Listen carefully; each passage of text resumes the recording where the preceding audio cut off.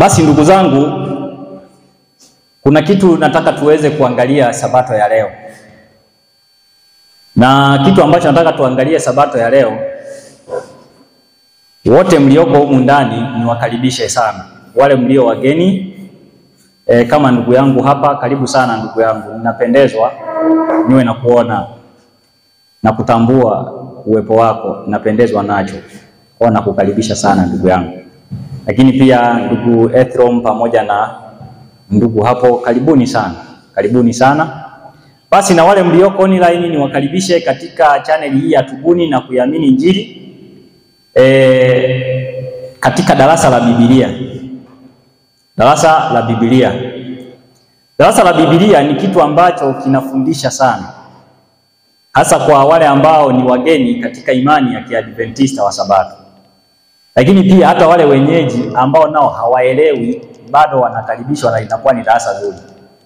Sawa pendwa Basi niwakaribishe wote tunapoenda kuanza. Leo nataka niwaambie kitu ambacho ni cha msingi sana.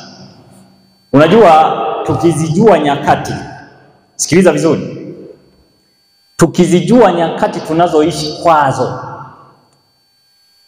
Warumi 13:11 inasema, tukiujua wakati ya kwamba saa ya kuamka katika usingizi imekwisha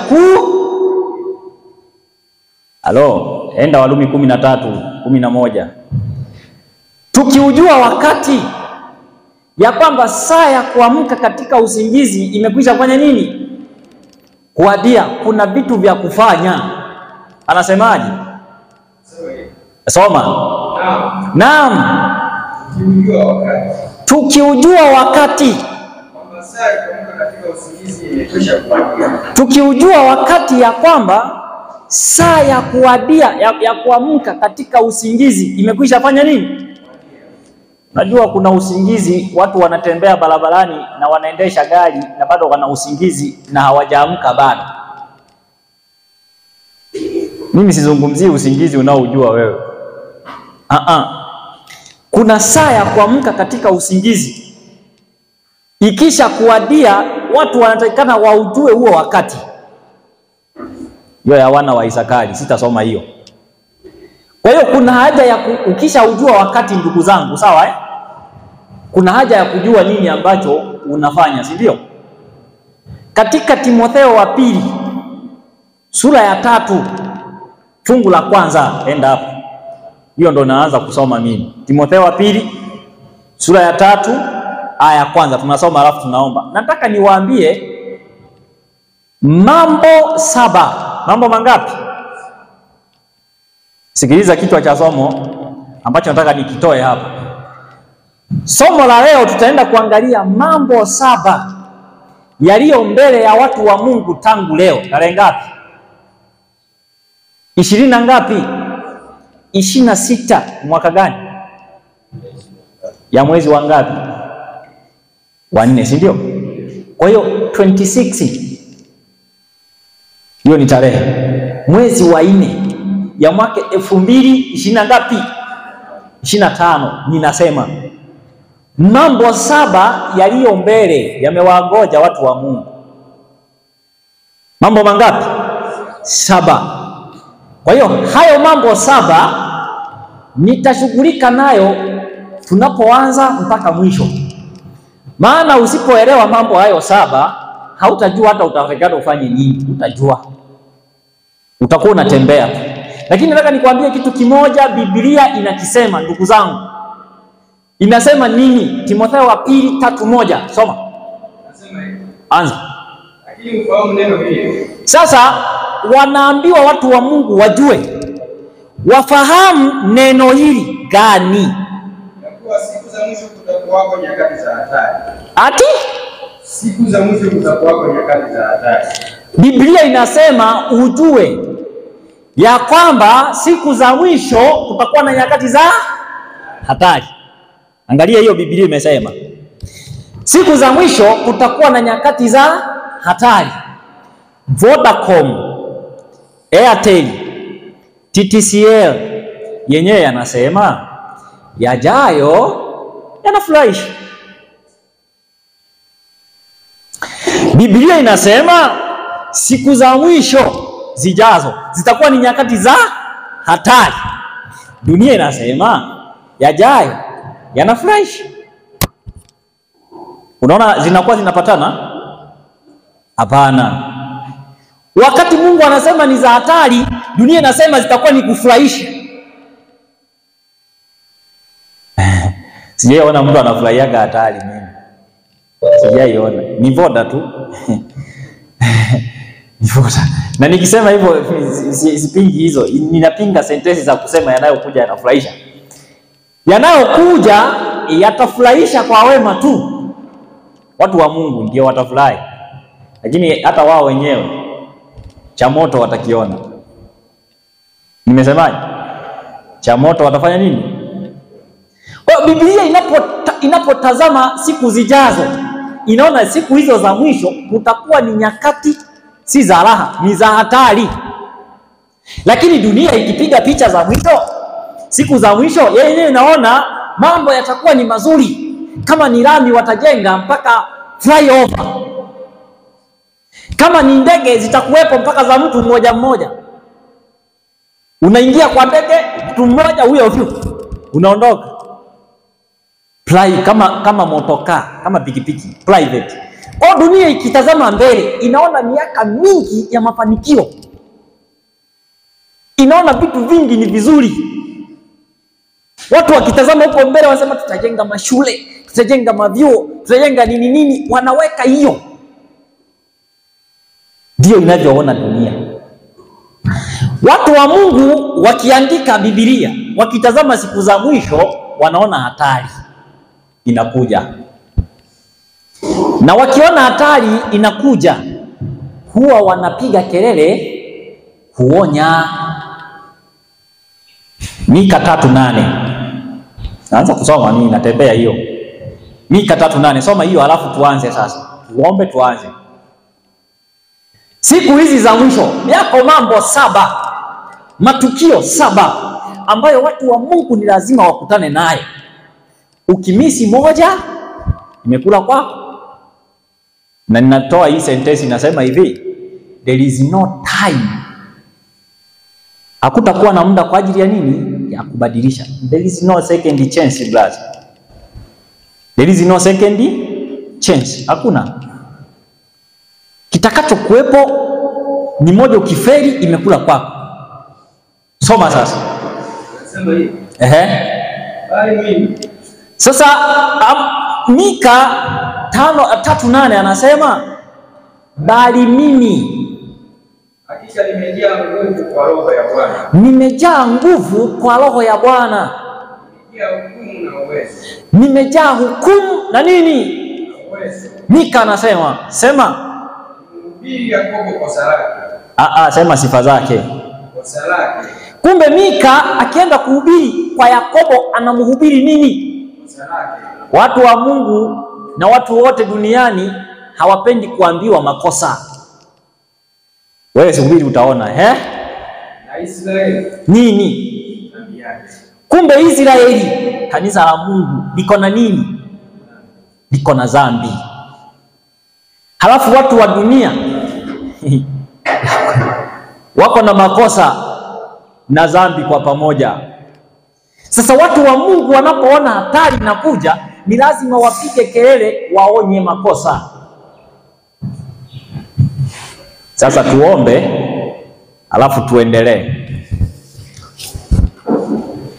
Na tuombe. Baba, tunakushukuru. Asante kwa ajili ya wakati huu tena.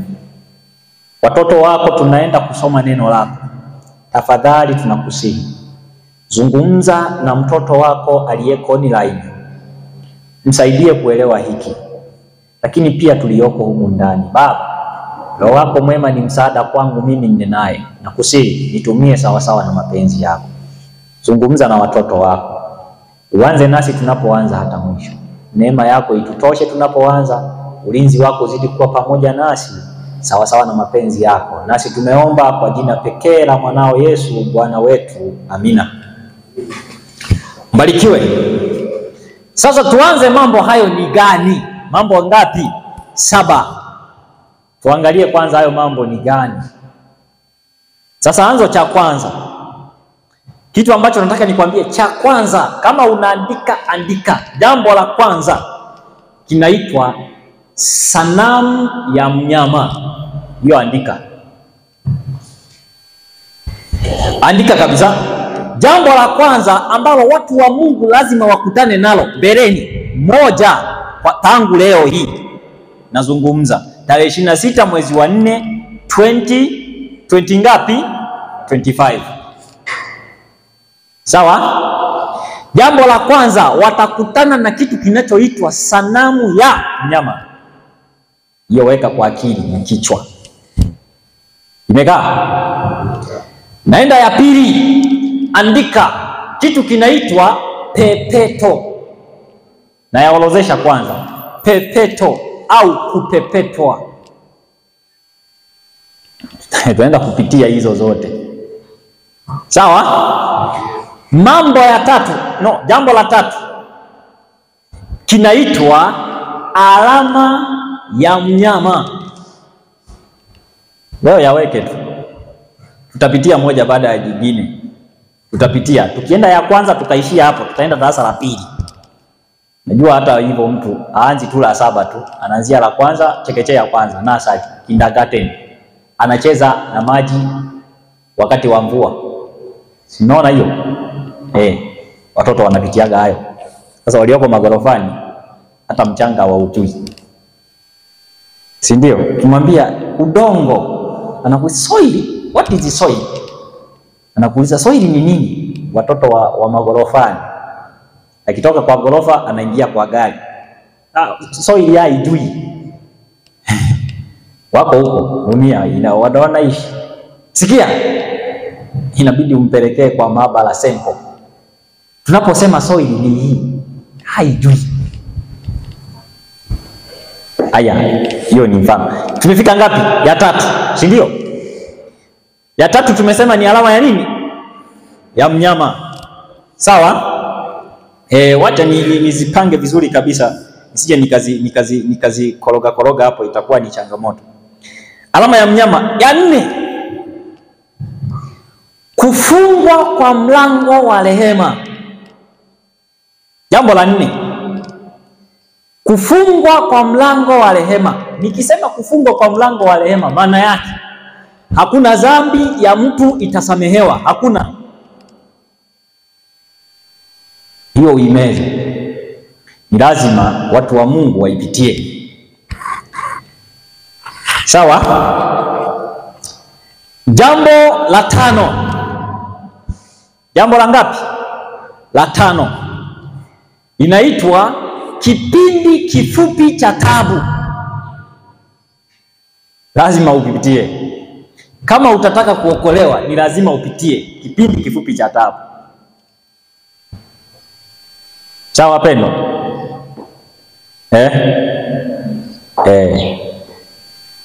6, andika amri ya kifo.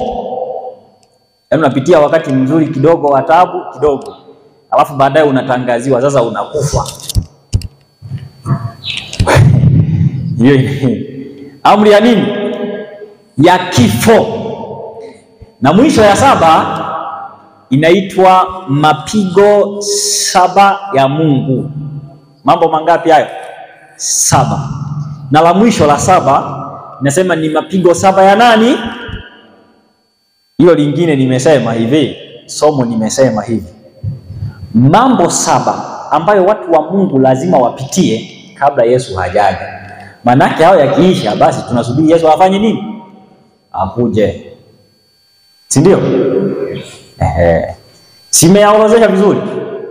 Haya, tunaanza. Nilitegemea tutakuwa kwa darasa, ningekuwa na wacholea hapa, lakini sasa kwa namna tuliko huku, anyway, ikitulazimu tuifikie kwa darasa tuchole, sawa tu, tutaama. Lakini kwa sasa wacha tuendelee kwanza.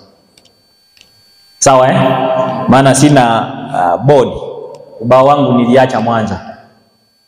Nilikuwa na ubao wangu mimi mdogo tu kwa ajili ya hii vitu. Niliacha Mwanza. Sasa sijui nafanyeje, ila ningewacholea ningekuwa ni mzuri. Lakini twende tuone.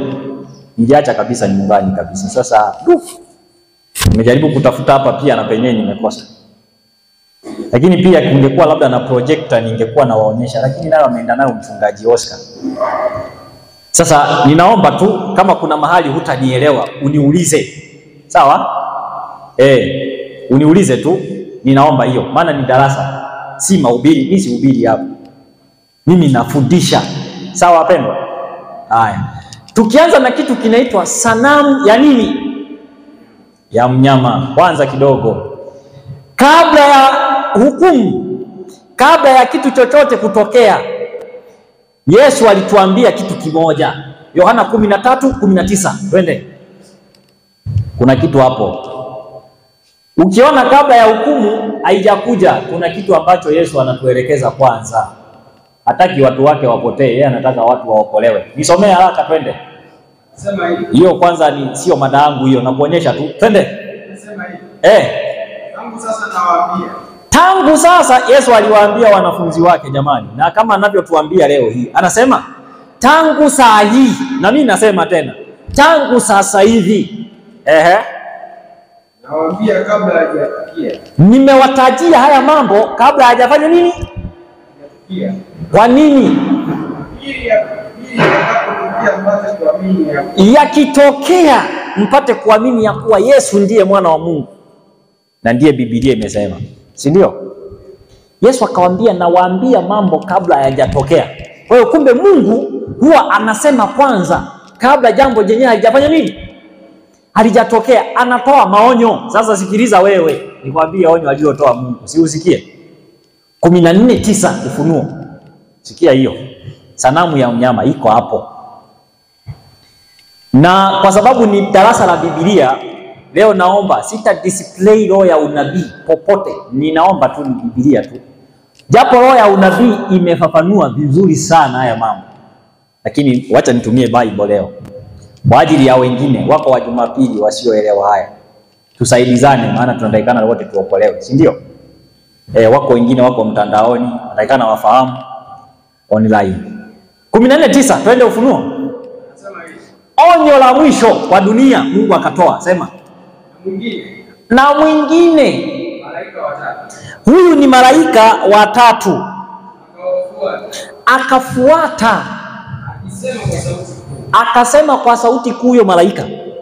Mtu awaye yote akisujudu huyo mnyama na sanamu yake. Mtu awaye yeyote akimsujudu huyo mnyama na sanamu yake na kuipokea chapa katika kipaji cha uso wake. Halafu akapokea chapa katika kipaji cha uso wake. Hii. Akapokea hapa. Sanamu ya mnyama na chapa hapa. Sikia. Au katika mkono wake. Au akawekwa hapa. Yeye naye atakuja katika mvinyo wa ghadhabu ya Mungu yote.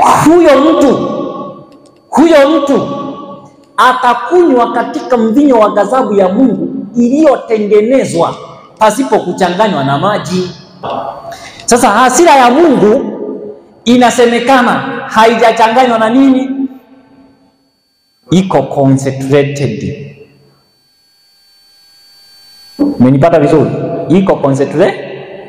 Yaani haijachanganywa na maji, haijapozwa. Hiyo ni hasira ya Bwana. Umenipata vizuri? Si ni Biblia imeandika? Mimi nasema kwa lugha ya Biblia, naishia hapo. Wewe unaelewa zaidi ya hapo kwa lugha ya Biblia ndio wanasema. Kwa hiyo hasira ya Bwana ambayo haijadairutiwa, haijapunguziwa makali, itawajia watu wenye moja kusujudu mnyama na sanamu ya. Ndio nikakuwekea hapo cha kwanza, sanamu ya mnyama lazima ukutane nacho. Halafu akasema na wenye kupokea chapa au alama katika kipaji cha uso wake. Chapa na alama ni kitu hii, si ndio? Hiyo hasira iko inakuja hapa kwa kipaji au kwa mkono. Huyo mtu atakunywa kwenye mvinyo wa ghadhabu ya Mungu. Ghadhabu ni tofauti na hasira. Ghadhabu ni zaidi ya hasira. Wacha saa hii watu wamekutanika kwenye mikanisa huko madhehebu. Mungu wa huruma. Kuna vinyimbo vinaimbwa. Nasikia unatupenda sana. Mungu anatupenda si ndio? Anatupenda anatupenda sisi wa dhambi. Mungu ni pendo. Si ndio? Mimi sijakataa. Ni kweli Mungu ni nini? Ni pendo kabisa. Ila Mungu anapenda nini? Anapenda mtu mwenye dhambi. Sikiliza vizuri. Mungu anapenda mtu mwenye dhambi. Ila Mungu hapendi dhambi. Mtu mwenye dhambi anayependwa na Mungu, huyo mtu yeye anapenda dhambi. Anatakikana aache dhambi, aokolewe. Ndio maana wahubiri wanatakana wahubiri dhambi. Alafu wanasema Mungu hata hukumu Bwana, hata hukumu. Kweli watu wote tupotee hivi kwa sababu tuko kwenye dhehebu fulani? Sikiliza vizuri. Nakupa tahadhari. Kafuatilia vizuri Biblia yako. Kama Mungu angekuwa anafuatilia wingi wa watu. Wengi wa nini? Wa watu. Basi dunia nzima isingeangamia yote kipindi cha Nuhu, akaponyesha watu 8 tu. Asingefanya hivyo. Sawa? Kwa hiyo Mungu yuko lazi kuharibu dunia yote aponyeshe 8. Sasa hata hapa tuko wangapi? Walioko Mwanza, walioko Morogoro, walioko Uganda, walioko Tunisia, ni watu wangapi? Dunia ya kipindi kile ilikuwa na watu wengi. Mungu akaponyesha 8 walio waaminifu. Tena familia ya Nuhu. Akaenda Sodoma na Gomora. Akaponyesha wangapi? 3. Si ndio? Lutu na watoto wake, hata mke wa Lutu mwenyewe kisha habari. Unafikiri, wacha nikwambie. Unafikiri kipindi cha gharika hakukuwa na madhehebu kama haya? Leo yaliyoko UTT. Yalikuwa mengi. Na madhehebu hayo hayakutoa hata mmoja kuingia kwa safina. Hayakutoa. Kuanzia mchungaji mpaka muumini wa kawaida mtoa sadaka. Wale wazee waamini kila kitu. Bwana asifiwe, amina. Hata kama unadanganywa, amina tu. Hakuna mmoja alikanyaga safina. Hakuna. Unafikiri kipindi cha Lutu hakukuwa na madhehebu? No, yalikuwako. Watu walikuwa na sali. Hakuna jipya chini ya nini? Yalikuwa. Walikuwa na miungu yao huko wanayoiabudu mingi ya kipagani. Walikuwa nayo. Watu waabuduo wako kila kipindi. Kwa hiyo usije kanitishia eti wako mko wengi. No, it is not a case.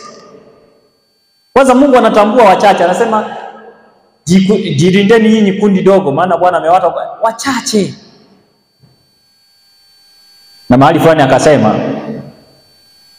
unajua Yesu alihubiri mpaka watu wakamuuliza, hivi Bwana wanaoenda kuokolewa ni wachache? Si ndio? Luka 13, enda hapo nikusomee. Leo ni wachache. Unajua Yesu alihubiri wakasema, Bwana watakao kuokolewa ni wachache? Enda Luka 13. Enda hapo nikuonyeshe. Luka 13. Fungu la 23. 13:23. Sikiza hilo andiko. Yesu alihubiri. Waliposikiliza lile hubiri la Yesu, hapana, ikasema hapana, basi kama ni hivyo wanaoenda mbinguni ni wachache. Sikia. Nasema hivi. Mtu mmoja akauliza Yesu, nini?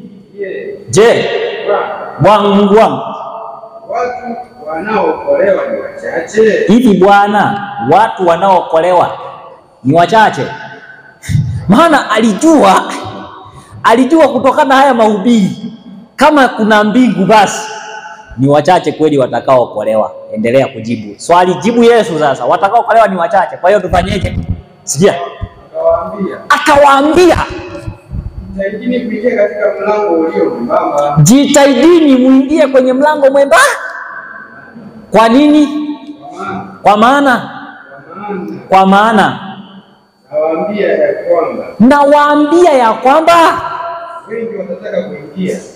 Kuna wengi wanapenda kuingia mbinguni na hawaingii. Endelea kusoma. Hao ni wengi. Wakati mwenye nyumba atakaposimama na kufunga mlango. Mwenye nyumba atafunga mlango, huo unaitwa mlango wa rehema, ataufunga. Nanyi mtaanza kusimama nje na kupisha mlango. Wakisemaje? Sema. Bwana. Yeye atajibu na kuambia. Siwajui mtokapo. Unaona? Ni wengi wanataka kuingia, hapa si wajui hata mnatoka wapi. Sasa nyinyi ni wa boma gani? Ni wa nyumba gani? Wa kanisa gani nyinyi? Si wajui. Kwa hiyo wanaoingia mbingu si wengi, ni wachache. Mnaelewa? Mnanielewa vizuri?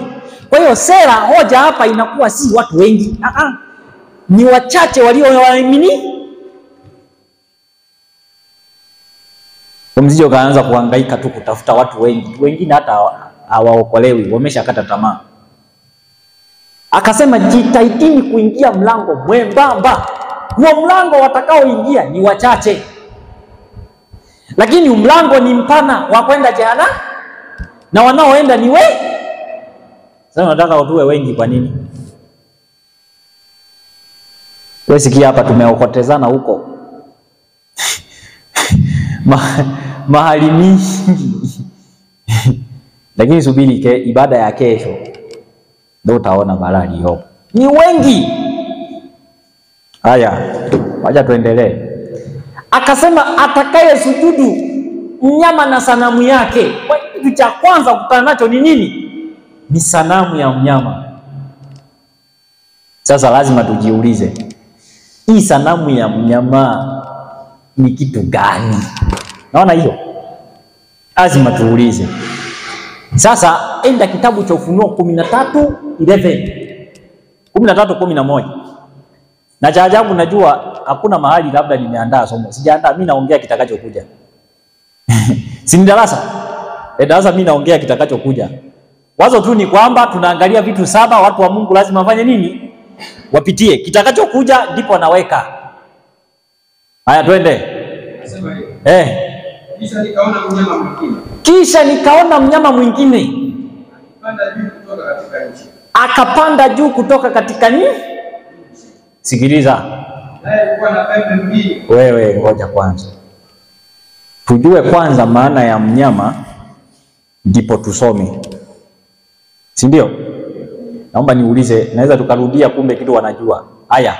Naye anajua maana ya mnyama kwenye Biblia. Mnyama ukisikia kwenye unabii ni nini? Sema.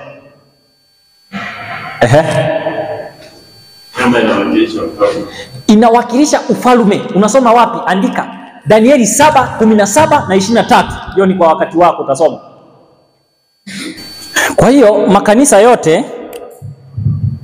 yote yalibadilishwa kuwa viwanja vya pombe, vilabu na magenge ya vyakula. Wakafanya anasa. Maana Biblia ilichomwa, wakasema achane na habari za maamuri za Mungu si na nini, wakaishi wanavyotaka. Kwa hiyo ndio maana Biblia kwanza ukisoma Ufunuo 11, nchi ya Ufaransa inaitwa mfano kwa jinsi ya roho, unaitwa Sodoma na Misri. Maana ilifuata Usodoma, ilifuata Umisri kutokumjua Mungu.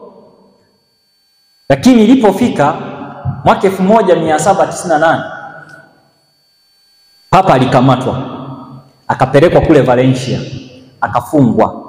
Dunia ikaishi bila papa. Ndio Biblia ikanukuu ikasema jeraha lake la mauti, yani alitiwa umauti akatiwa jeraha, ikawa kana kwamba dunia imekosa nini? Imekosa papa. Lakini mwaka 1900 na 20 ngapi? 29. Nazungumza juzi baada ya vita vya kwanza vya dunia 1914 mpaka 1918. Juzi mwaka 1929 ndio tukakuwa na papa tena karudi madarakani. Kutoka mwaka 1798 ule utawala ulitiwa jeraha la mauti, lakini 1929 Biblia inasema jeraha lake la mauti likarudi. Sasa balaa likaanza. Nchi ya Marekani ikaanza kufanya vita kuhakikisha inafanya utekaji wa akili, kuhakikisha kwamba dunia yote inaenda kuabudu utawala wa Kirumi. Hiyo ndio inayoendelea. Sasa kidogo naenda kukwambia sanamu ya mnyama ni nini. Sawa? Sasa twende. Endelea kusoma hapo Ufunuo 13. Tujue kwanza mambo 7 ambayo watu wa Mungu watapitia. Ya kwanza ni sanamu ya mnyama kabla Yesu hajaja. Utapita kwanza kwenye sanamu ya mnyama. Soma. Sema hivi. 13. Afanye ishara kubwa.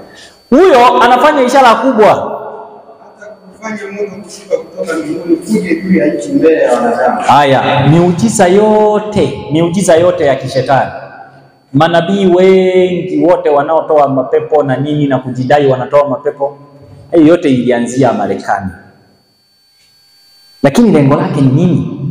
Hiyo midhehebu yote itaenda kuungana, sikia, itaenda kuungana na kuwashawishi wanadamu wote waabudu mnyama na sanamu yake. Sasa sanamu ni nini? Sikia. Unakumbuka kwenye Danieli 3:2 na 3 tulipoangalia ile sanamu, tulishajifunza, wale ambao mmekuepo, mengine nitakuwa nayasema.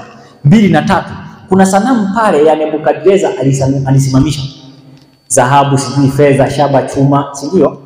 Lakini miguuni kwake kuna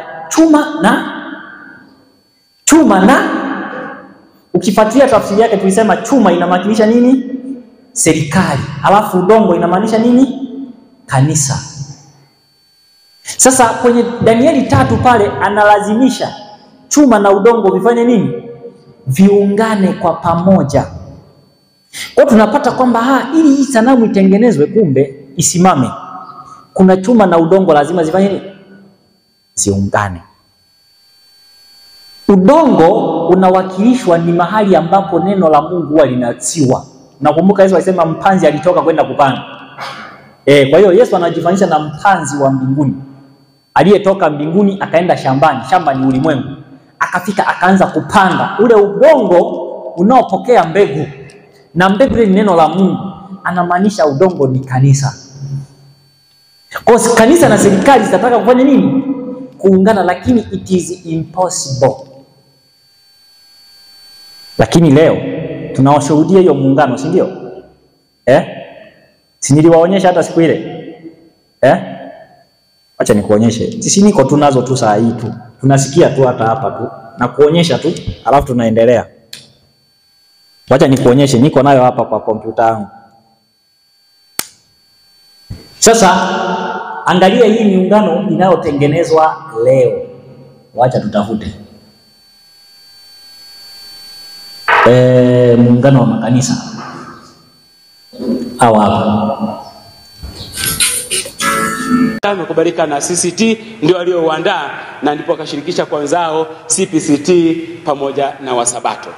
Na mwongozo huu ndio unayotuongoza kipekee ya kwamba tunapokutana ni lazima tuweze kushirikisha uongozi wa serikali, kwa sababu viongozi wa dini hawatafanya mambo haya peke yao. Na kwa sababu hiyo katika mwongozo wetu aya ya 4 inasema kwamba tunapounda uongozi wa mahusiano ya dini mbalimbali katika ngazi husika, ni vema uongozi wa serikali na wao uwe sehemu ya uongozi huo, ili kwa njia hii kuona mambo yetu yote yanafanyika vizuri na kwa amani. Tunashukuru sana wenzetu wa CCT Dodoma kwa kutuwezesha kwenye hii semina hii. Tuwapige makofi mengi sana. Na mimi niendelee kukuomba uwe unakuja mara kwa mara. Tukikutana hivi tunaelezana, tunakumbushana. Huu ndio umoja. Tunajenga umoja kati ya dini hizi zote. Ikitokea jambo hakuna mtu mmoja atakayeshughulikia peke yake. Na kwa umoja wetu huu tutaweza kufanya ibada na mkoa wetu wa Katavi utakaa vizuri. Semina hii ya mahusiano mema ya viongozi wa dini, ningeomba baada ya kutoka hatua hii tuendelee mpaka ngazi ya kata, ngazi ya wilaya na ngazi ya vijiji. Kwa tutumie forum hii, semina hii tunayoipata leo hii hapa, pia tutafute namna ya kuifikisha kwenye ngazi ya vijiji, ili wenzetu kule pia wao wamoja. Haya, umeelewa? Anasema tunaunda umoja wa madhehebu yo, na katika umoja huu mkoa wetu wa Katavi utakuwa nini? Uko vizuri. Na wako na mwongozo, madhehebu yote yana umoja, wako na mwongozo wao. Unajua ukizungumzia yajayo, ndio maana voda wanasema yanafurahisha, lakini kiujumla hayafurahishi. Ni za hatari, si ndio? Sasa angalia, madhehebu yote yamekusanyika, CCT na nini na nini, halafu akataja na Wasabato. Yaani bora hata wangekuwa natumia hata SDA, inaficha ficha. Na wakitumia Wasabato inakuwa ni kazi ngumu. Maana hawa watu wa Mungu wamefikaje huko? Tunajua hili ni kanisa la Mungu, lakini imekuaje? Haya ni maswali magumu sana. Wacha nikuonyeshe jingine ya Mwanza. Wacha nikuonyeshe. Hizi zote tuzirudie tu, maana kurudia ndiko kuelewa, si ndio? Kadri mnavyorudia ndivyo ambavyo mnazidi kuelewa. Sijui iko wapi. Umoja wa makanisa unaundwa na mabaraza manne. Unaundwa na TEC ambao ni Roman Catholic, na msaidizi wangu ni padri. Na tunaunda na SDA, kwa mhasibu wetu ni Msabato. Lakini tunaunda na CCT ambao wanasikia hapa kuna watu wengine wanasema wametoka AIC. Tungesema tulete wengi zaidi, tungeleta watu wengi zaidi. Kwa sababu ya muda na mambo ya haraka tukaleta hawa uliowasikia wanasema kutoka AIC. Hawa ni CCT. Ya kwa Anglikana wako KKT na wengineo wengi kama mnavyojua CCT, lakini tuna CPCT ambayo ndio umesikia huyo mzee ndio mwenyekiti wetu hapa katika mkoa wetu wa Mwanza, na wengine wajumbe wamejitambulisha, mjumbe wa Nyamagana, mwingine amesema si mjumbe wa wapi. Hayo yote tunaunda mabaraza manne kwa pamoja. Kisi katika mji wa Mwanza tumejifunza kufanya kitu kimoja, kufanya kazi kwa pamoja bila kubaguana. Kwa hiyo maneno haya mama ambayo anayazungumza yanatutia moyo sana, lakini sehemu mojawapo ya sehemu ambazo iko Mwanza wakaweka na muhazini wao ni Msabato. Kwa kuna umoja wa makanisa ambao yanaenda kuungana, lakini tunaona serikali tena katika Ufunuo 15 anasema itawafanya watu wote kumsujudia mnyama. Manake haya makanisa yatakapoungana, halafu yakaungana yote na yote yanayosajiliwa yanaungana tu. Sajilini tu haina shida. Haya, maana itabidi tu uongozwe. Wakaungana. Sasa watakapoungana wataenda kuomba nguvu serikali.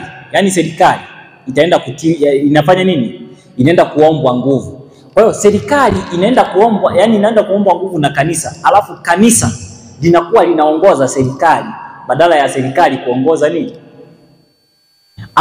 Maana unajua Mungu alikusudia vitu vyote viwe vijitegemee, si ndio? Lakini endelea kusoma hapo sasa usikie. Ufunuo 13. Kuna kitu kinasema hapo. Sanamu ya mnyama ni muungano wa makanisa yatakapoenda kuomba nguvu serikali, ndio tutaelewa. Sikia. Sema hivi. haya wakosesha wale wakao juu ya nchi. Anawakosesha watu wote wanaokaa juu ya nchi.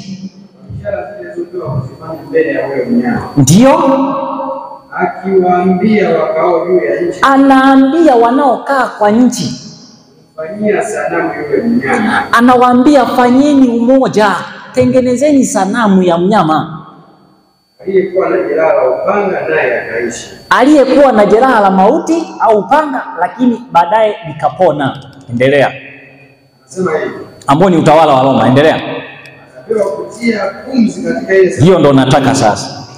Halafu atapewa kutia pumzi.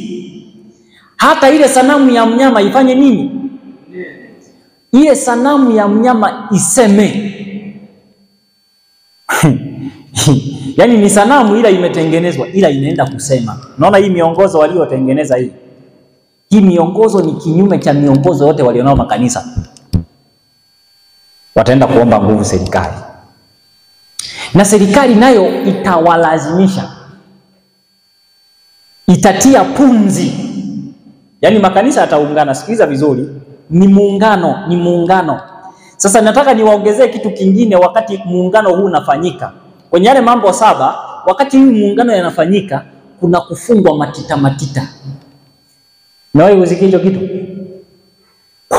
Wakati huu muungano unafanyika, ni muungano, watu wataungana, ila katika kila kikundi ni kikundi wameungana katika uongo, watafungwa matita matita.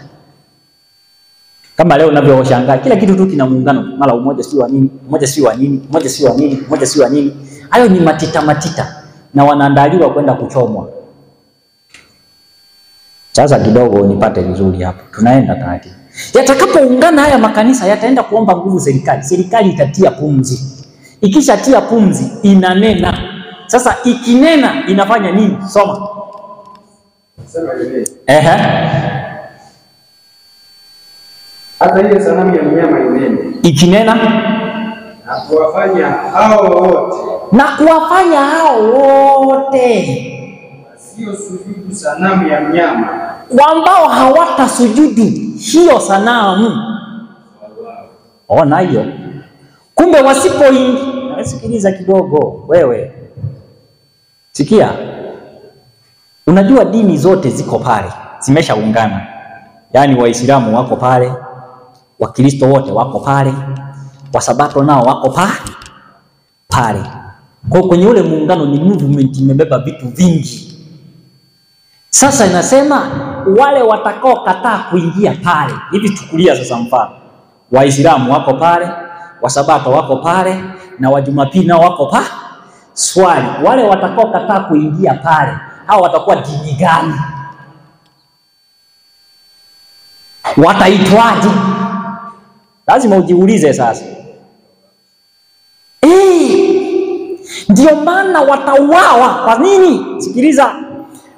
Yohana 16:2. Wacha niwasomee hiyo, maana watu inawezekana hata msinielewe hapa nasema nini. Ufike pale, wewe ni dini gani? Unasema Msabato. Wewe mbona Wasabato tuko nao huku? Wewe ni nani? Soma. Sema hivi. Maneno hayo nimewaambia. Msije mkachukizwa. Watawatenda na masinagogi. Kwanza katika makanisa yao watawafukuza ushirika, watawafuta. Naam. Saa yaja. Atakapodhania kila mtu awauaye. Atakapodhania kila mtu anayekuchinja ama kukuua anafanya nini? Anamtolea Mungu ibada. Ati? Anamtolea Mungu ibada. Aya. Hizi ni dini zimeungana. Sasa unapokataa kwenda, sasa ni dini gani? Mbona wanatusumbua? Hebu waiweni bana. Kujulikani wewe ni wa boma gani? Na nawaambia tukasajilini tu. Mimi sikatai kusajili, ila masharti ya kusajili makanisa kwa hii nchi, kasajilini tu. Tutakutana Giliboa. Tusipokutana Calvary ni wapi? Tutakutana. Sikilizeni ndugu zangu. Wale wote wasio sujudu pale atawashawishi wauawe. Itawapaswa kuuawa. Ndio nikasema jukumu la kwanza kwa watu wa Mungu, kama kweli wakashikilia Biblia peke yake, hata na Wasabato wakachukua na roho ya unabii, wakasimama vizuri, wakasimamia kweli yao, hawataingia kwenye huo muungano. Sawa? Nashangaa tu hata wanaodai umoja leo. Tunapigana simu, tuwe na umoja. Ni kweli. Tulikosa lini? Bwana, tuwe na umoja, tuliukosa lini? Lazima tuulizane, tuliukosa lini? Umoja upi? Unajua ukisema uwe na umoja maana yake hatuko nao. Kivipi? Tulikosa lini? Maana mimi nafuatilia unachokifanya, naelewa ni kizuri. Najua ni kazi yako. Naiunga mkono. Si unahubiri kweli? Tutakuwa tu wamoja tu, wala hamna shida. Wewe hubiri tu kweli, tutakuwa tu wamoja. Na injili popote pale nitawaambia nini kinaenda kuleta umoja. Si simu. Nitawaambia kwenye haya matukio, si simu. Hizi za kupigana tuwe na umoja hizi. Sijui, ninawaambia nini kitaleta umoja. Nitawaambia kwenye hii somo. Twende taratibu. Hatujawahi kukosa umoja, watu wa Mungu. Hakujawahi kukosekana. tuko tuna umoja siku zote. Umoja uko na umoja wa kweli tu. Yaani hata akiwa Marekani akisema tutajua huyu ni mwenzangu huyu. Utajua tu huyu ni mwenzangu. Utajua tu. Haida haja umpigie simu bwana tuko poe wote. Tuko wote aje. Malaika aliruka kila taifa, kabila, lugha na jamii. Sasa anayehubiri jamaa yuko anayehubiri lugha. Si ndio? Kila mmoja ametawanyika kote. Hapo tuna umoja tu. Na kwa hii kazi ya kuhubiri ujumbe huu, nawaambieni ukweli.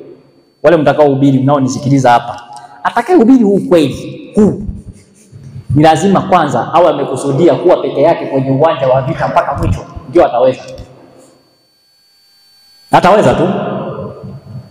Ataweza tu. Lakini yule ambaye atakubali lazima akuwe na dhehebu, wapenda madhehebu wanaenda kuangamia. Hakuna kitu kinaenda kuua watu kama madhehebu. Na narudiaga hii sentence, nairudia tena. Madhehebu ni mlango wa watu kwenda jehanamu. Sitakuja kusahau hiyo. Subirini. Naenda kule naimba kabisa Kristo wa neema yote.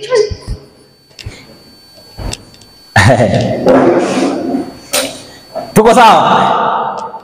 Hiyo ndio inaitwa gospel. Na wakati wa sanamu ya mnyama ukiwa unatendeka, kitu cha pili nikakwambia kuko na pepeto.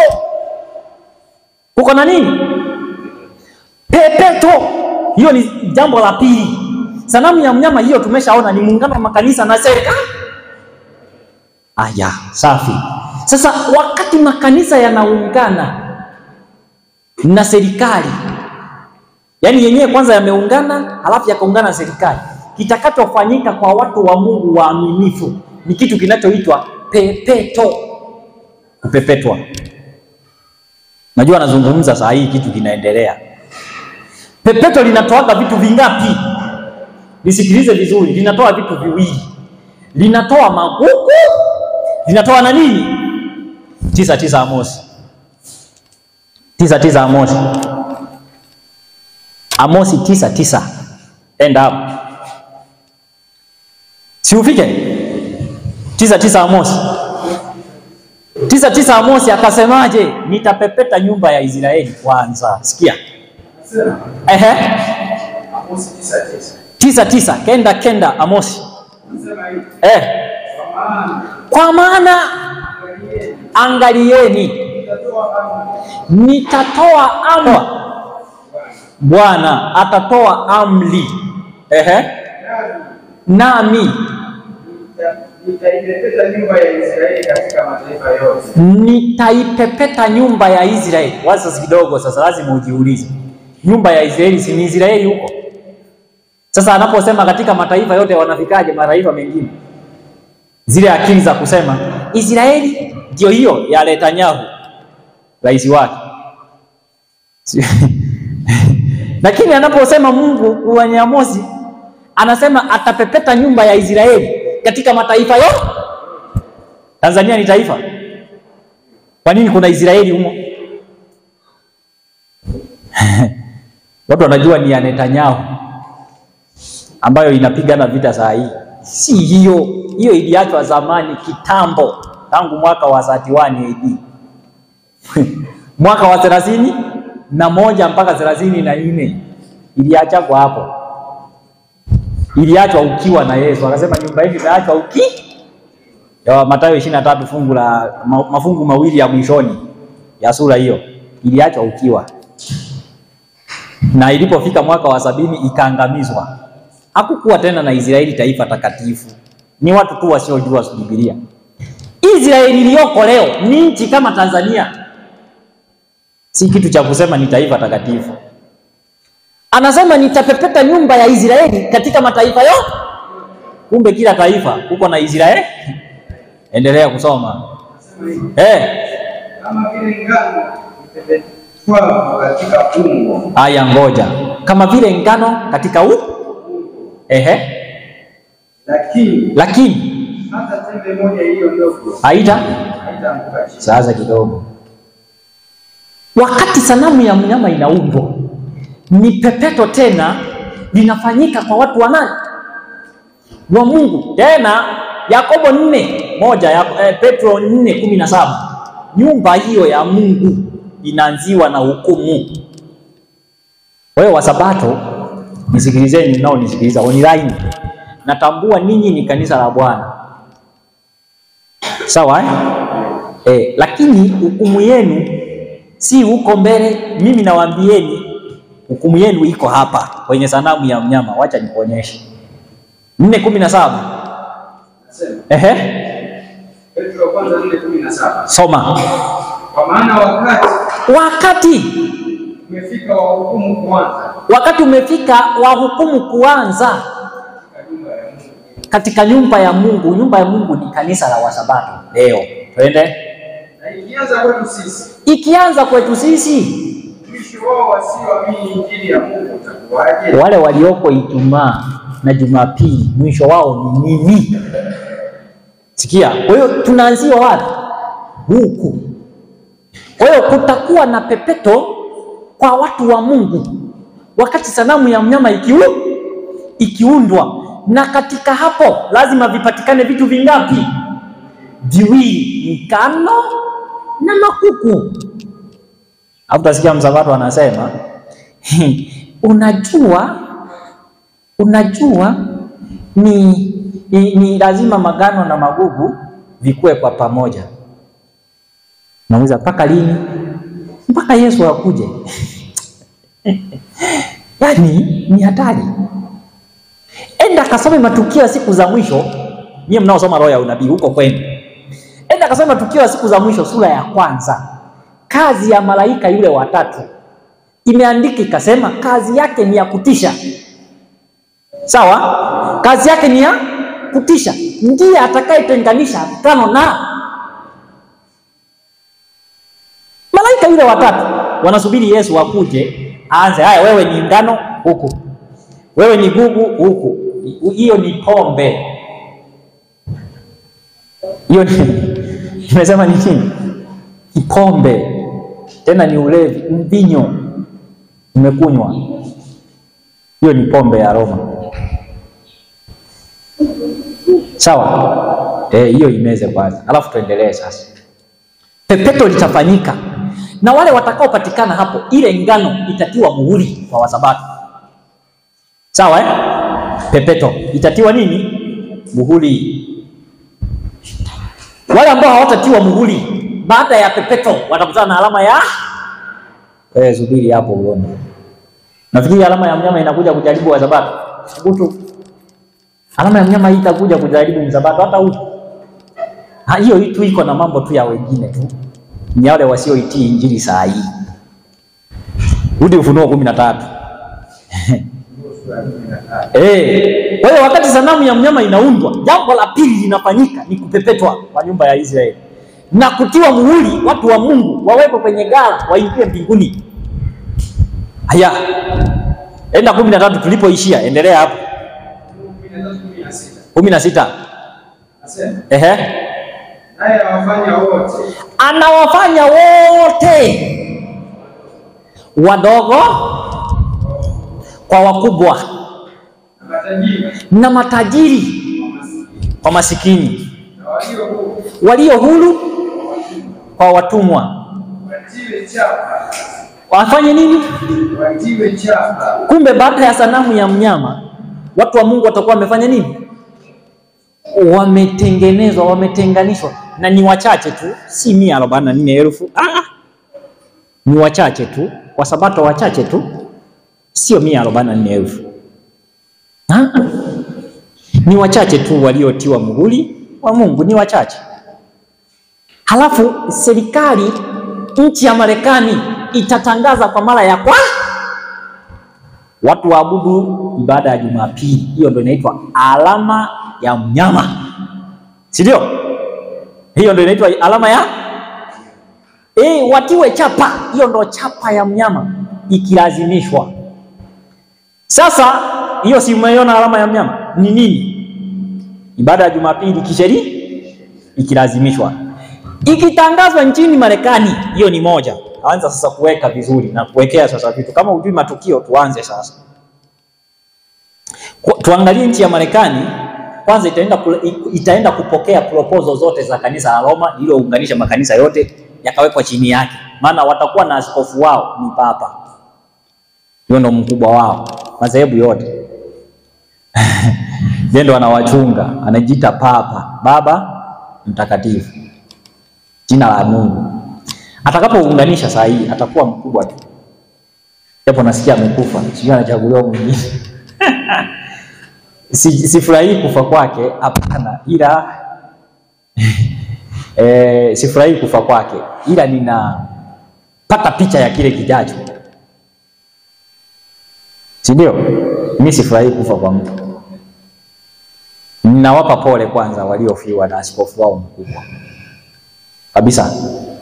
Ila ile papacy system ile imeasi. Ndio hiyo ninazungumzia. Kwa hiyo itakapounganisha makanisa yote watakuwa chini yake. Papa yeye ndo atakuwa anaongoza. Ataenda kufanya proposal nchi za Marekani. Nchi ya Marekani itakuwa inatekeleza sera za kanisa, si sera za nchi. Ndio maana hata Trump mwenyewe anasema, tunawaheshimu Wakatoliki. Nawe umesikia?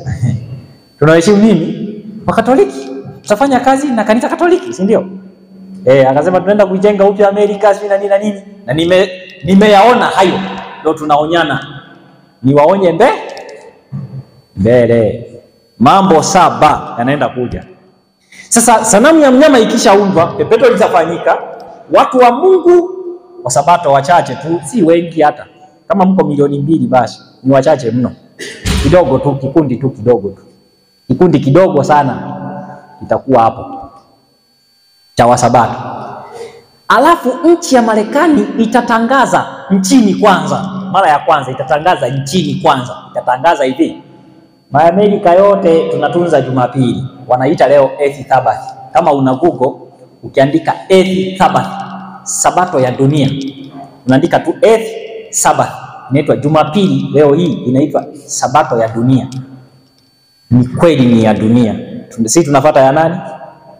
Ya Mungu. Dunia ina Sabato yake na Mungu naye ana Sabato ya sawa. Sikia sasa. Itakapotangaza Marekani, tukio linalofuata hapo ni kufungwa kwa mlango wa rehema kwa Wasabato. Yaani kitangazwa na mlango wa rehema unafanya nini? Unafungwa. Hilo ni jambo la 4, lazima ukae nalo kwa kichwa. Sawa je? Si tuko wote? Kufungwa kwa mlango wa rehema kwa Wasabato, kwa lugha nyingine kutangazwa kwa ibada ya Jumapili Marekani. Wasabato wote utatubu unavyojua. No more forgiveness. Hakuna msamaha tena. Sasa ukifungwa huko kwa baba, Kristo wa neema yote atusaidie, si ndio? Ikitangazwa tu Marekani, na watakuwa wamepatikana Wasabato wadogo wachache, kikundi kidogo. Nini kinafuata? Wale kundi dogo waliopatikana wa Kiadventista ni wachache sana. Narudia tena, ni wachache sana. Ndio ambao watatoka hao wakundi chache waliopatikana, ndio ambao watapeleka ujumbe wa kilio kikuu. Nawe kusikia kilio kikuu? Kilio kikuu. Na ni wakati ambapo kazi ambayo kanisa limeshindwa kuifanya kwa sasa litaifanya wakati wa tabu. Hiyo ndio inafuata tabu, wakati mfupi wa tabu. Wakati mfupi wa tabu. Watapiga kelele wakisemaje? Ufunuo 18:4. Hiyo ndio ujumbe wao. Wanasemaje? Kisha nikasikia sauti nyingine kutoka mbinguni ikisema nini? Tokeni kwa enyi watu wangu, msifanye nini? shiriki dhambi zake. Unaona? Wala msipokee mapigo yake. Kilio kikuu kitakachotolewa ni tokeni tokeni kwa ibada ya Jumapili. Sawa? Wakati wa taabu mfupi, wakati mfupi wa taabu ndio hiyo. Kuanzia ibada ya Jumapili leo imefungwa kwa sababu hawa walio na roho wa Bwana, waliotiwa muhuri watalia, tokeni kwake ni watu wangu, msishiriki dhambi zake. Achane na hiyo ibada ya Jumapili, itakuja kuangamiza. Na ni wengi watatoka. Ndio hivi Biblia imesema na kondoo wengine ninao, si wa zizi hii. Yohana 10:17, si ndio? Hiyo utasoma. Mnajua. Akasema kondoo wengine ninao, ila si wa zizi hii, nitawaleta nao watasikia sauti yangu. Kwa hiyo baada ya Jumapili kutangazwa Marekani, tokeni kwake, ibada ya Jumapili, tokeni kwake, mtakufa. Watu watatoka mbio. Yeremia 51:6. Sikia tena hiyo. Hayo matukio muyakalili. Hii siku moja usije ukajikuta hujui alafu yanakutokea. Yeremia 51:6. Anasema hivi. Kimbieni kutoka kati ya Babeli. Hiyo ni wito. Kimbieni mbio kutoka Babeli. Kila mtu na kiokoe nafsi yake. Ndio, miguu nisaidie. Ndio, kimbia, kila mmoja ajiokoe nafsi yake. Asikatiliwe mbali katika uovu wake. Asikatiliwe mbali katika uovu wake. Watu wataitwa kukimbia. Na sikilizeni sasa. Sikiliza hapa. Watu watatoka huko wengi kuja kwa Wasabato. Na ndio maana mnasikiaga watabatizwa wengi kama ilivyokuwa Pentekoste. Maana hapo sasa itakuwa ni kilio kikuu. Watu watamwagiwa mvua ya masika. Utasikia siku moja watabatizwa 3,000 kama ilivyokuwa Pentekoste, Matendo 2 na 3. Siku moja 300 wako kule wengi. Mungu amehifadhi huko anga la wateule. Natoka ibada ya Jumapili inatangazwa Marekani peke yake.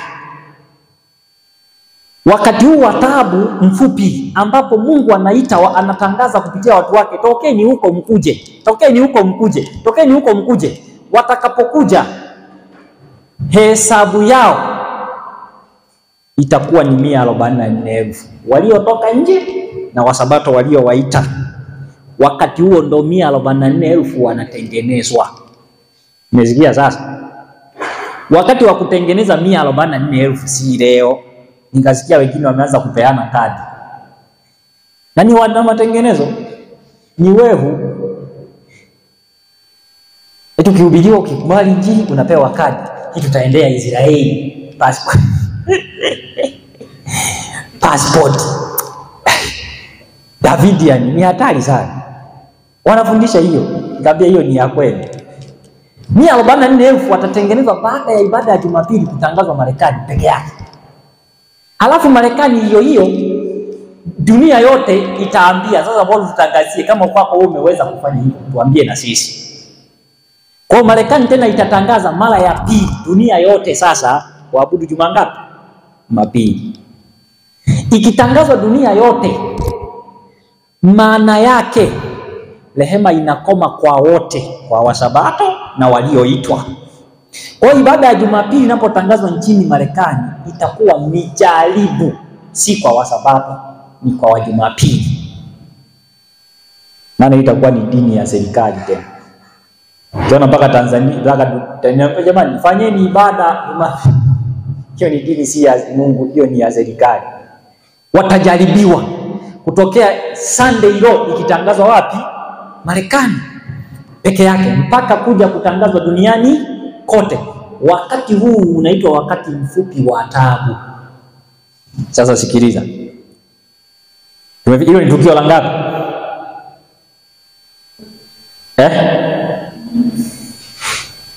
Kufungwa kwa mlango wa rehema kwa Sabato, si ndio? Ni baada ya Jumapili kitangazwa Marekani.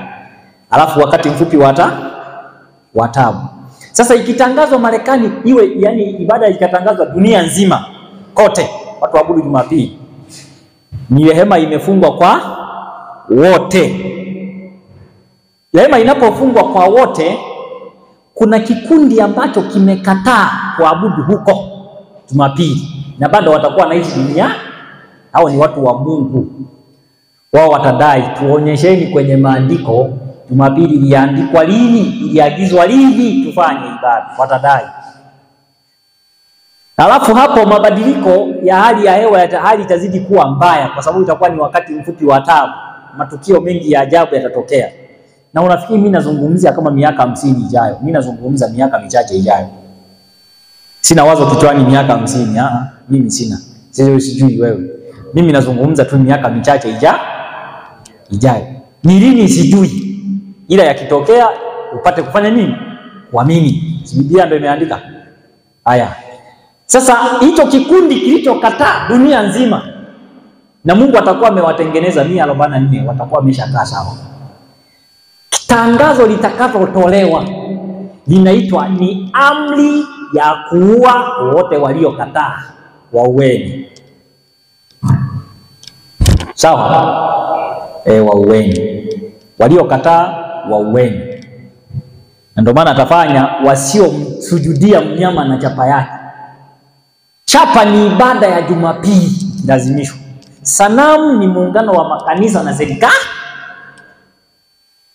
Ikisha tangazwa hivyo wauawe.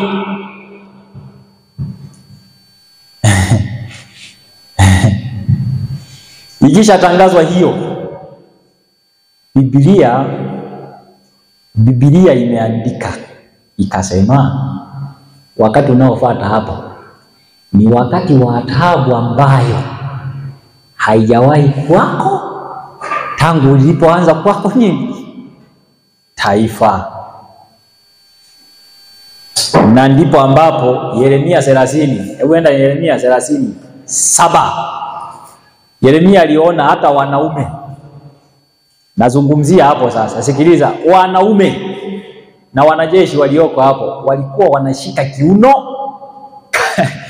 kama mwanamke anataka kwenda kujifungua. 30:7.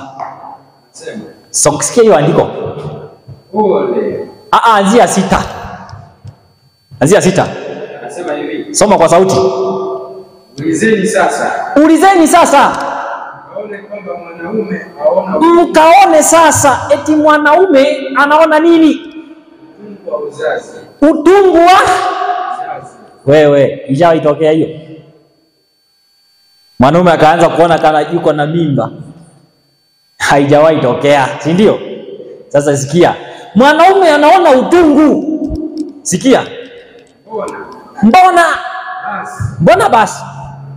Ninaona kila mtu anaweka mikono yake juu. Angalia. Angalia mimi.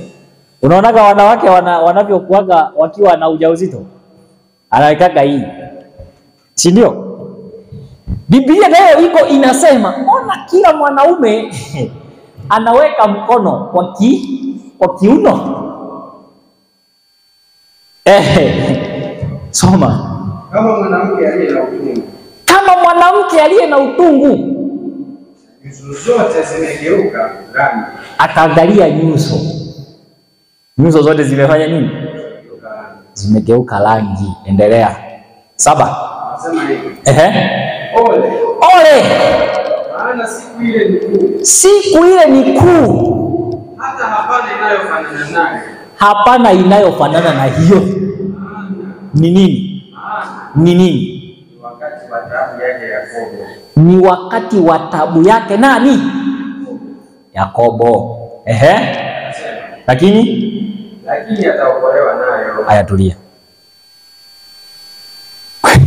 Ati mwanaume anashika nini? Wacha kidogo, si kiuno tu. Kuna shujaa hapo. Wewe enda Amosi 2:16. Mwanaume, wanajeshi walio makomando na walioko dunia leo. Amosi 2:16. Nini kitatokea? Kuna watu hapo ni hatari, hujawahi ona. Sikia hiyo. Wewe si usome. Anasema hivi. 2 wacha mmefika. Amosi 2:16. Mmefika? Wewe waliosoma wanaanza kucheka. Sikia. Kuna wanaume hapo ni balaa. Soma 2:16 Amosi. Anasema hivi. Naye ni moyo mkuu miongoni mwa mashujaa. Yule shujaa kabisa anayejiamini Atakimbia uchi siku ile. aya, atafanya nini? Atakimbia uchi siku ile. Siku hiyo shujaa atakimbia mbio uchi. Asema Bwana. Amesema nani? Si mimi, ni Mungu. Siku hiyo ndio maana manabii waliandika wakasema kutakuwa na taabu haijawahi kuwako mkutano. Hiyo wacha sasa hivi watu wakae makanisani, Bwana Mungu wapendo, wanacheza muziki, si ndio? Wacha nikuonyeshe Ezekieli 7:9. Ezekieli, wewe kuna mambo yanasemwa yanakuja, boda wanasema yajayo yanafurahi, wewe hayafurahishi, yanafurahisha tu kwa wenye Mungu. Sikia Ezekieli 7, soma. Asema hivi. Ezekieli 7:9. Jicho langu halita. Wewe anzia 7:7 Ezekieli. Asema hivi. Ajali yako imekuja. Ajali yako imekuja. Wewe ukae katika nchi hii. Majira yamewadia. Majira yamewadia, wewe ukae katika nchi hii. Siku ile inakaribia. Siku ile inakuja. Siku ya nini? Ati siku ya fujo. Alafu wala si ya shangwe milimani. Si ya shangwe katika milima, hakuna. Ni nini? Basi hivi karibuni nitamwaga ghadhabu yangu juu yako. Hivi karibuni nitamwaga ghadhabu juu yako.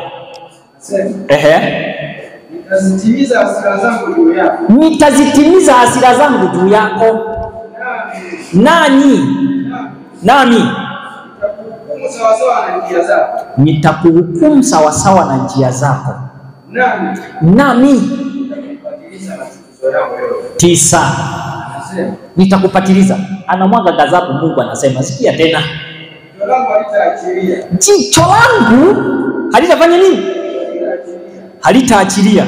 Wala sitaona huruma. Mungu, usinasikiaga Mungu wa huruma. Awamu hii anasema sitaona nini? Alafu nitapatiliza njia zako na machukizo yako yote. Nitapatiliza njia zako na machukizo yako yote. Endelea. Nitakuwa katikati yako. Nani? Nani utajua ya kuwa mimi. Nani? Bwana. Nafanya nini? Ati? Nani? Kumbe watajua ya kwamba Bwana anafanya nini? Watajua Bwana anapiga. Hiyo. Utajua, sahi utajua, sahi ujui. Sahi ujui. Ila ungewauliza wale waliokuwa kipindi cha Nuhu, wangekwambia brother, dada, omba Mungu yasikukute. Au ungemuuliza Farao, angekusimulia kile nilichokipata pale ndani si kizuri, angekwambia. Sawa pendwa? Basi sehemu ya kwanza naomba niishie hapa, tutakuja tuangalie kuanzia hapo. Sawa? Matukio mengine yanayofuata. Tumeishia tukio la ngapi? La 5, si ndio? La 5, kufungwa kwa mlango wa rehema kwa watu wote, ikifuatiwa na amri ya kifo, si ndio? Kufungwa kwa watu wa rehema kwa watu wote au amri ya kifo. Hapo tumebakia. Sasa tutakuja tuangalie taabu ya Yakobo yenyewe kwanza ni nini? Hasira ya Bwana hiyo ni nini? Tutaiangalia, halafu tutakuja tena tumalizie na kitu kinachoitwa mapigo mangapi, ambao ndo taabu ya Yakobo, mapigo 7. Lakini tutaangalia hata Yesu mwenyewe atakujaje kama Bwana akitujalia, si ndio? Nimeyapanga hayo matukio yanaenda kwa muda. Basi nitaomba niishie hapa kwanza kwa sasa hivi. Wale wa Mpemba ambao tulijifunza siku ile, wangapi walikuwepo? Hebu nione tu mikono yenu. Mbarikiwe. Kama tutaangalia hiyo basi tutarudia tu ili tuelewe zaidi, si ndio? Tutarudia tu, msiogope. Basi niishie hapa kwa leo, kwa sasa hivi, kwanza sehemu ya kwanza. Tuendelee na taratibu zingine za ibada, tutakuja tuendelee baadaye. Unasemaje? Lakini hubiri ambalo halinaga maswali si hubiri, na darasa hiyo inakuwa ni gumu. Mwenye swali, kama uko na swali ulizana, au uko na jambo unasema.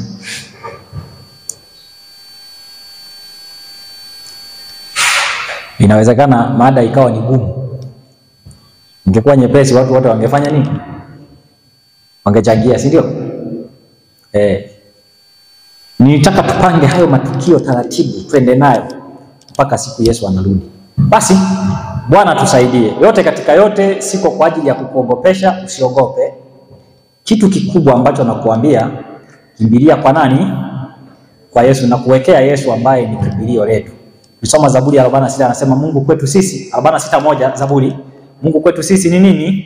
Ni kimbilio letu, msaada utakaoonekana tele wakati wa mateso. Zijapobadilika milima, ijapobadilika nchi, ijapotetemeka milima, Bwana atazidi kufanya nini? Tuzidi kumkimbilia. Sawa? Milima inaweza ikafanya yote hayo, lakini Yesu yeye ndiye yuko, ni mwamba wa wokovu wetu. Ni nani tutamuogopa sasa? Hakuna. Bwana atatutia nguvu, yote tutayaweza, si kwa uwezo wetu, si kwa nguvu zetu, ni kwa roho wa nani? Zekaria 4:6. Lakini na Wafilipi 4:13 ni nzuri, ninayaweza mambo yote katika yeye anitiaye nini? Nguvu. Bwana Yesu Kristo awe ndio kimbilio lako katika wakati huo. Bwana akubariki sana. Ninaomba tuombe kwa ajili ya kuhitimisha.